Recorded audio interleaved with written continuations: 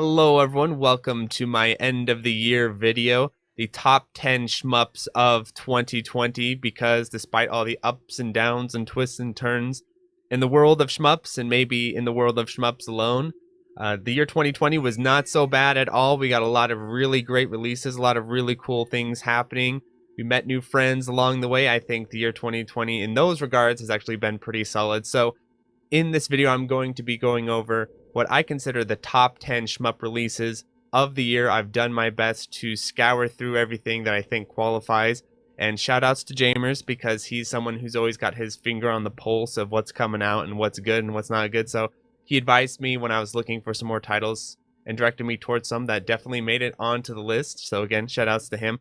So before we get started into the list itself, I want to set some ground rules, because I think with these sort of YouTube bread and butter top 10 type of lists, I think it's important to establish some sort of criteria of what I'm looking for, what I'm evaluating on.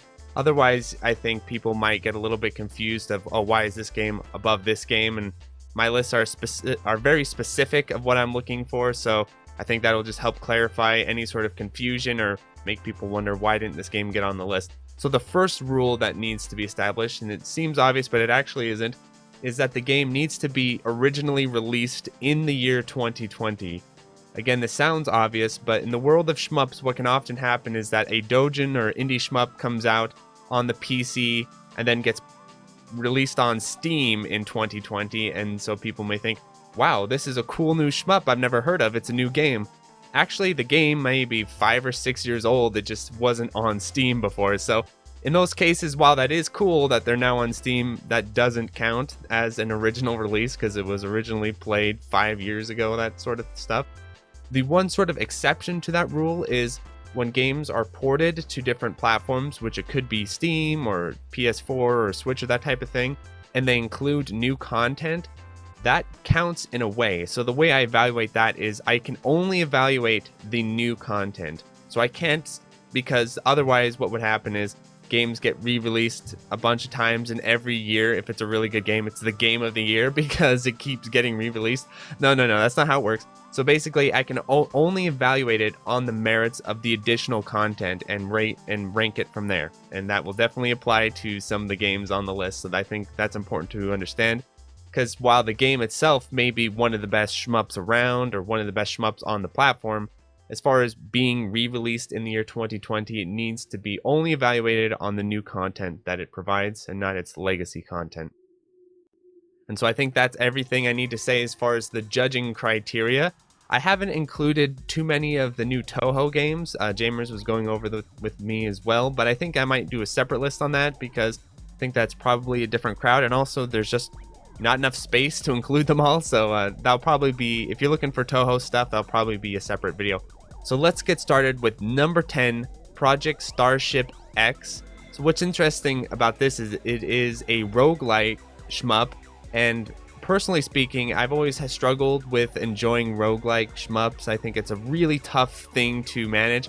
Dambo and I kind of talked about this in his interview, where because the way level design works in shmups and how fundamental it is, to get a really strong experience in a roguelike shmup, I think is very difficult and challenging. But I think Project Starship X is definitely the most promising example of this. And I think if you're into roguelites and you're into shmups, you want to see that hybrid happen, I think this is the title for you. I really like the art style. I really like the way it plays. I think it is a very solid game, so definitely deserves its place on the list as number 10. Number 9, I'm going to immediately reference the rule I was talking about. Number 9, I'm going to give to the Zero Ranger DLC this year that came out. Yes, I'm giving it to a DLC. You can't stop me. Send your letters in the mail. But the reason why I put it on the list is because not only is this DLC really, really cool, but it also fundamentally changes a lot of way the game plays and the way the game can be presented. Specifically, you could see this getting into a GDQ in the future, and I think that's really cool. They go above and beyond here, and it's also, you gotta reward shmup devs for coming out with like DLC and extra stuff, and it is free as well, so it just added a nice new surge of life into the game for the year. And I actually did a video covering it, so if you want to hear more about that, go ahead and check that out. White Vanilla, I believe, is the name of the DLC. Really, really cool, really, really fun. Zrock also played it in a shmup demonstration event. I think it was Slam 3. There's been so many, I forget which one it was, but I think it was Slam 3. So definitely check that out as well. Number 8, I'm going to give to Wings of Blue Star. So Wings of Blue Star is inspired by one of my favorite shmups around, which is Blazing Star, and you can definitely see the parallels. Another really cool thing about Wings of Blue Star is definitely the hand-drawn art style and sort of that anime aesthetic, older anime aesthetic. It has like cutscenes, it has all this extra content. Very, very solid game overall, I think. I definitely do recommend it, and if you want to hear more about it in detail, I know that Shmup Junkie did a whole review of it, and he definitely enjoyed it a lot. And so yeah, number 8, I'm going to give it to Wings of Blue Star.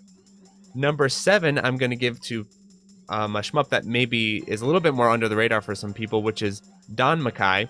So maybe some people might protest this choice a little bit because it's a little bit more on the Toho side of things. However, what I really, really like about this game and why I definitely wanted to include it on the list is the art style, where it's taking that Toho gameplay, it's adding its own little stuff into it, but it's also introducing a really cool art style that I really like. It's super saturated and has this sort of Puyo Puyo Dr. Robotnik's Mean Beam Machine look to it. I actually really like the art style a lot. It plays really well.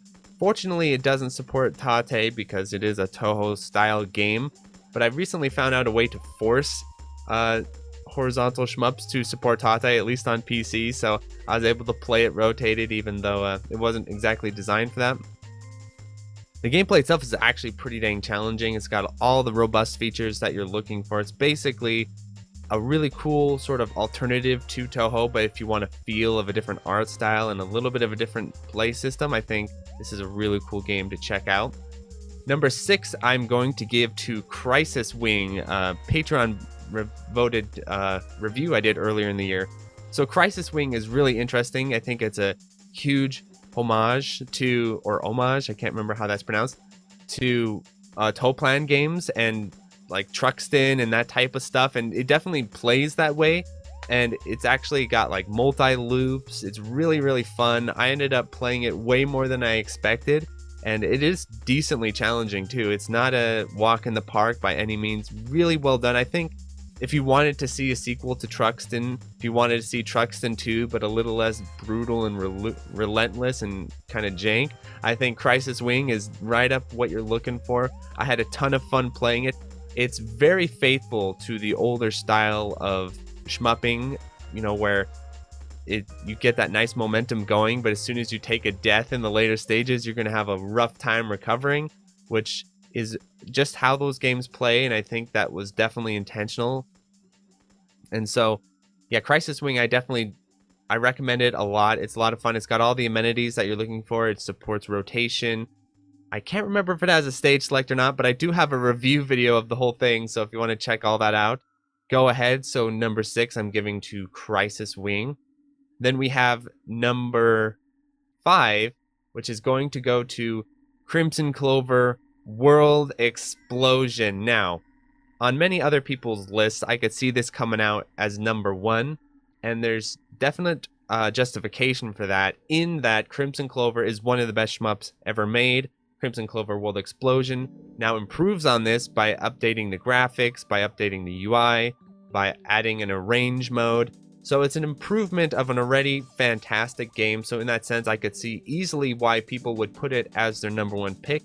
However, I did not put it as my number 1 pick because of the rules I mentioned earlier, where Crimson Clover World Ignition, the previous release on Steam, is also absolutely fantastic.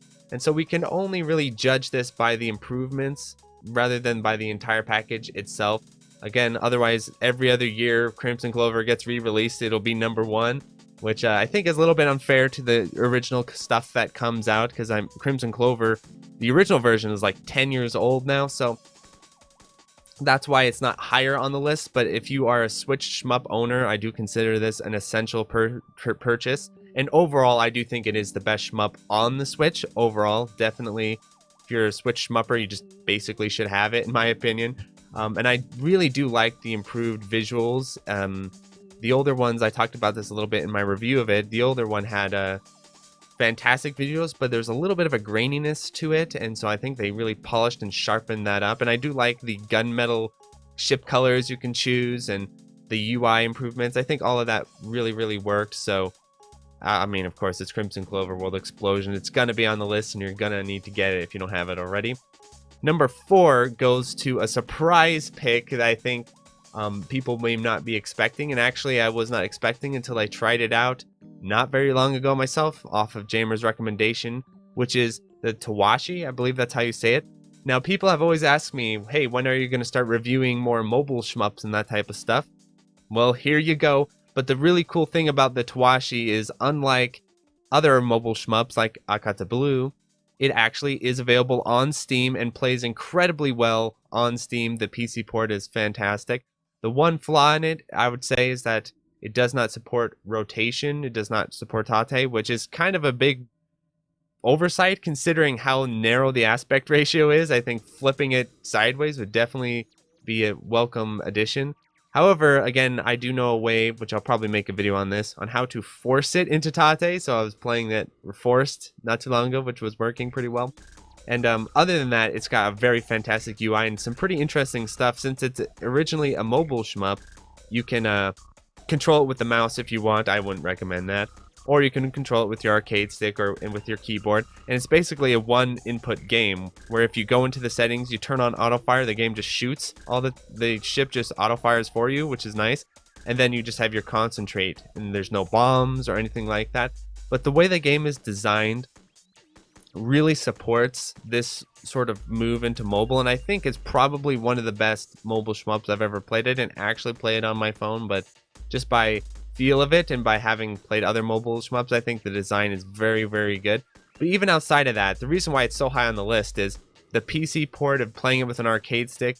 The way this game is designed is actually really good, and it's the most pure bullet hell game I've ran into in a very long time, where it's just bullet hell to the nines, and it has all these kind of difficulty options, hard and hell mode, and they're taking no prisoners. It's no joke.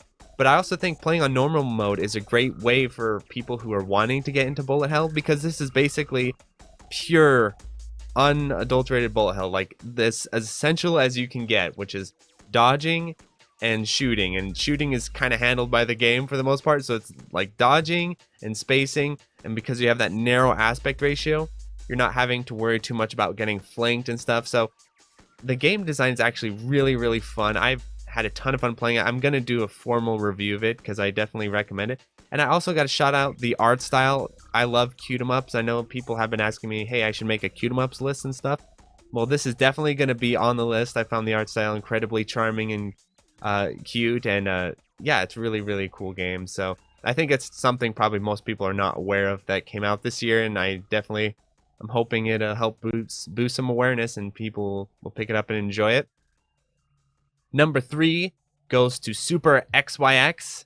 That's how I'm going to pronounce it. Yes, I've done a review for this as well. Absolutely fantastic game. Again, kind of in the Toplan vein, kind of like Crisis Wing. We got Toplan fans, got 2 indie games that were both fantastic in this regard.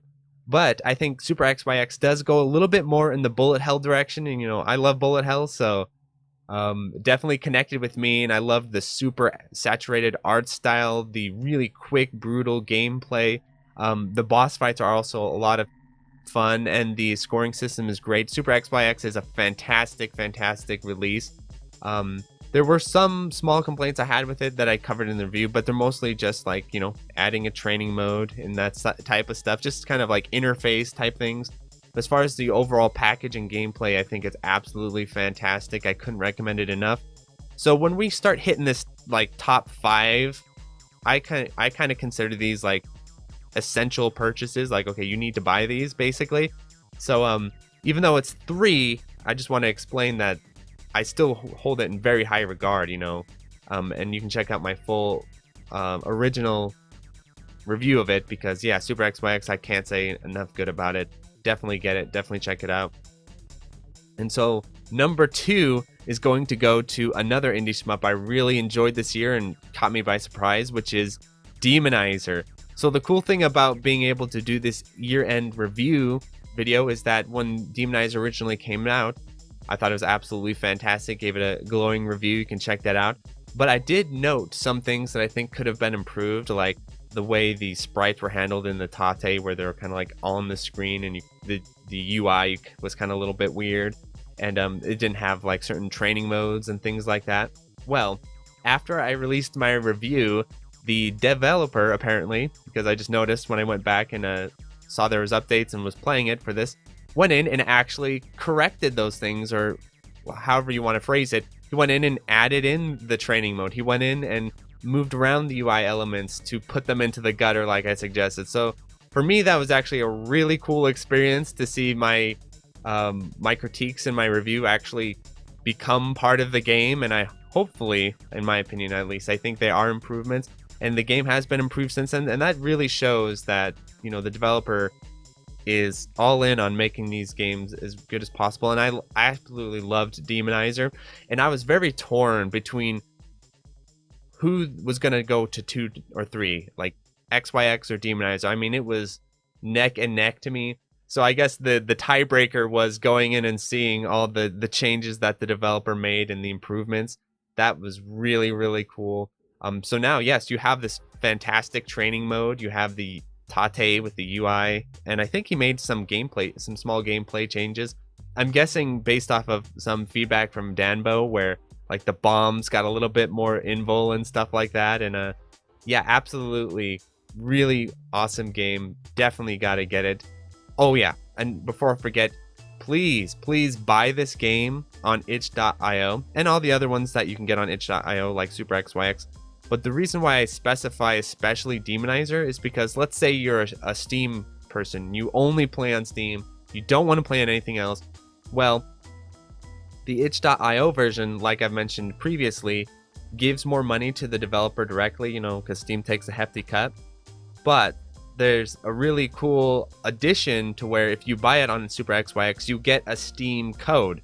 So if you want to play it on Steam, you can still play it on Steam if you buy it on itch.io. That's a really cool idea. I really like it.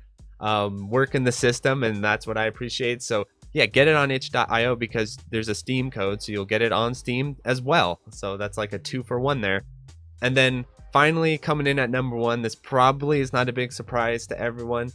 M2 are naughty little boys because they do this every year to the poor other shmups that come out, where we get into December, we get late into the year, everyone's like, okay, we got our best of the year lists already, and then bam, M2 drops the bomb. So yes, GG Lest 3 is going to be the number 1 shmup of 2020. I think this game is absolutely insane. And I'm specifying this game in particular, not the entire collection, because the collection are just re-releases. While they are fantastic, they would kind of be disqualified, right? But GGLS 3 is actually a brand new original game. I had a ton of fun playing it. Very well made, and while I was playing it, I was like shocked at the quality of it. But having done some more research, it sounds like M2 pulled in like some developers from, like, you know, the studios that we all loved in the past, and so it's no surprise this game turned out so well. It definitely feels like a worthy successor to the other games in the series, and honestly, I think it's just better than the other ones in the series. And what I'm really excited about this release is that it's kind of like the transition from student now becomes the master. So I think we got to keep our eyes on the M2 Shot Triggers team. I mean, we already do.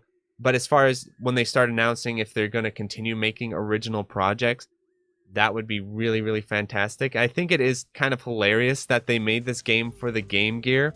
I suggest if you play it on the PS4 or Switch and turn the slowdown off, because I think the game's better that way. But still, I think it's kind of hilarious that they made this.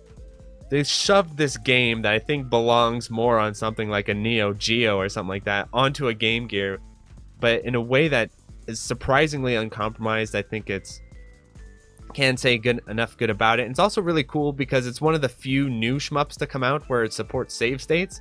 That's pretty unusual even among indie shmups, right? Like Super XYX, Demonizer, Crisis Wing. You can't do save states in them, but because it's a Game Gear ported onto the PS4, but it's a new game, you can basically learn a new game with save states, which is a very rare occurrence. I just wanted to point that out. So yes, that is my list of the year 2020. I think all these games are worth your time and attention and money if you're so inclined. Shout outs to everyone.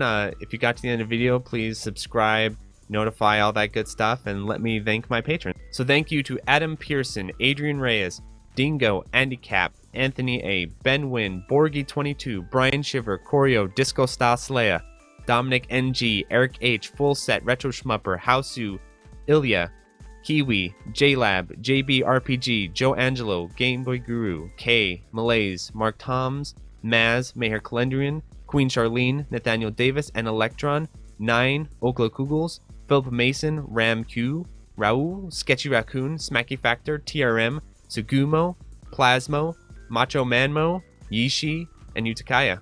Thanks for watching.